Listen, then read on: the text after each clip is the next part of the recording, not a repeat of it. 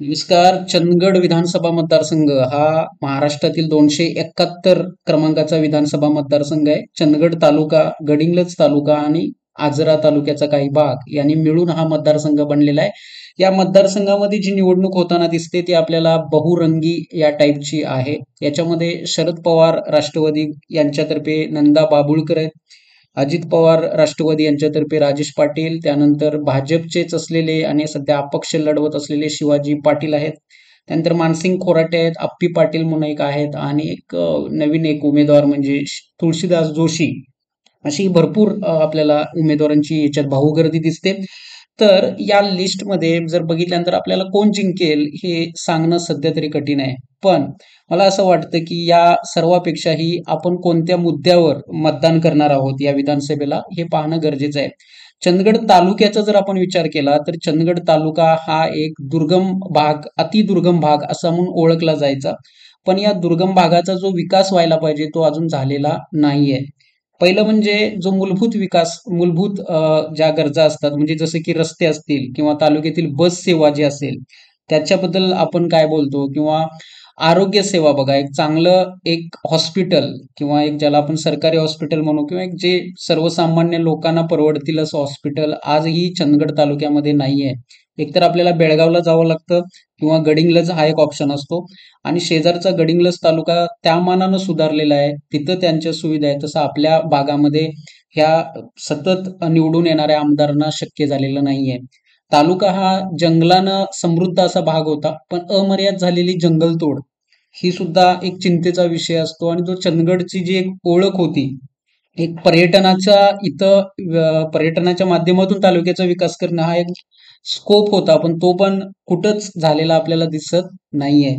आणि तालुक्यामध्ये जर शिक्षण पाहिलं तर आपलं एक शिक्षणाचं पर्सेंटेज खूप आहे आणि यामध्ये खूप मुलं जी आहेत ती चांगली इंजिनियर किंवा वेगवेगळ्या क्षेत्रामध्ये त्यांनी ते काम करतायत, पण त्यांना मुलांना स्थानिक रोजगार कुठं मिळताना दिसत नाहीये. एकतर यांना पुणे, त्यानंतर मुंबई, खास करून मुंबईला आपला तालुक्यातील जो युवक आहे तो जातो कामधंद्यासाठी. तर त्यांच्यासाठी तालुक्यामध्ये फारसं असं काही स्कोप, तिथं राहून त्यांना इथं काही रोजगाराच्या संधी भेटत नाहीत, हे पण आहे. आणि तालुक्यातील बस सेवा, जी पूर्वी बस सतत चालू असायच्या, खास करून कुदनूर चंदगड ही जी बस आहे ती पूर्वी चालू असायची, ती आता अचानकच बंद आहे. म्हणजे अ, सध्या आमदारांचं पण नियंत्रण नसेल लोकप्रतिनिधीच्या मार्फत, की या बस सेवा ही सामान्यांची गरज आहे आणि या बस सेवा सुरळीत राहायला पाहिजे, पण त्या होताना इथं दिसत नाही. तशी भरपूर उदाहरणं आपण सांगू शकतोय. अनेक मुद्दे असतात त्यावर युवकांनी किंवा मतदान करणाऱ्या लोकांनी मतदान केलं पाहिजे.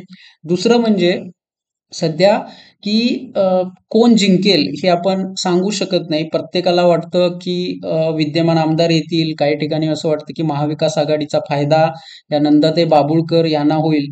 पण लक्षात घ्या, महाराष्ट्रामध्ये जी निवडणूक असेल ती सध्याच्या घडीला तरी महाविकास आघाडी विरुद्ध महायुती अशी आहे. त्यामुळे स्थानिक मुद्दे कितपत प्रभावी ठरतात यावरती पण ही निवडणूक लक्षवेधी ठरेल असं मला वाटतं.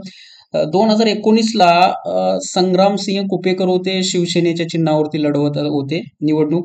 तरी सुद्धा इथं भाजपतर्फेच असलेले अपक्ष शिवाजी पाटील उभे होते, त्यामुळे ते तिसऱ्या क्रमांकावरती फेकले गेले होते. संग्रामसिंह कुपेकर, शिवसेना तिसऱ्या क्रमांकावरती होती. त्यामुळे आताही तसंच काहीसं होते, त्यांना तिकीट मिळालेलं नाहीये. त्यामुळे ते नक्कीच पहिल्या 3च्या रेसमध्ये आहेत. राजेश पाटील हे शरद पवार गटात गेल्याचं पण काही जे निष्ठावंत आहेत, पवार प्रेमी जे म्हणू शकतो आपण, त्यांच्यामध्ये तो एक राग असू शकतो आणि त्यांना त्याचा फटका इथं बसणं स्वाभाविक आहे.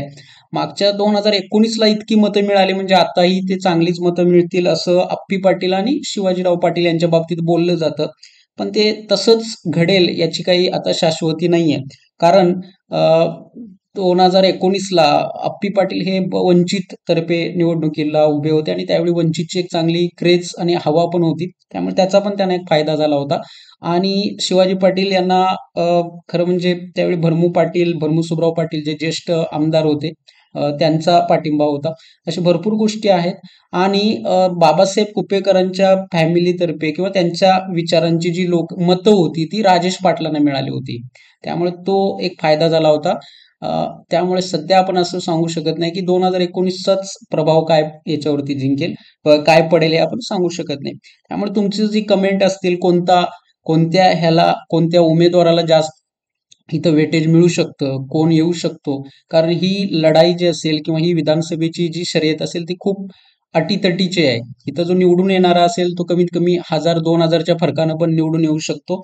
आणि इथं अजून एक उमेदवार म्हणजे मानसिंग खोराटे. लोकशाहीमध्ये प्रत्येकाला निवडणूक लढवायचा अधिकार आहे. दौलत कारखाना जो बंद पडलेला होता, चंदगड तालुक्याची, ज्याला आपण एक शान असं म्हटलं जायचं, तो कारखाना बंद पडलेला त्यांनी चालू केला. त्याबद्दल त्या एका गोष्टीवर ते निवडणुकीला सामोरे जात आहेत. त्यांची पण लढत लक्षवेधी असतील आणि ते एक चांगली मतं घेतील असं आपण याच्या माध्यमातून म्हणू शकतो. काजू हा एक तालुक्यातील महत्वाचं असं पीक आहे. भात शेती आहे, तर त्यांना रास्त भाव मिळतो का? कारण तो पण एक उत्पादक मतदानावरती प्रभाव ठरू शकतो. आणि तालुक्यातील लोकप्रतिनिधींनी विकास केला असेल तर तो दिसला पाहिजे. आणि लोकप्रतिनिधींनी तालुक्यात राहून लोकांच्या मध्ये कामं केली पाहिजेत. असे भरपूर मुद्दे आहेत जे आपण इथं बघू शकतो. त्यामुळे तुमची जी मतं आहेत, तुम्हाला काय वाटतं, कोण येऊ शकतं, ते कमेंट बॉक्स सेक्शनमध्ये नक्की मेन्शन करा. आपण एक कल घेऊ, म्हणजे सर्वे टाईप, की कोण येऊ शकतं, काय येऊ शकतं. आपली मतं महत्वाची आहेत. थँक्यू.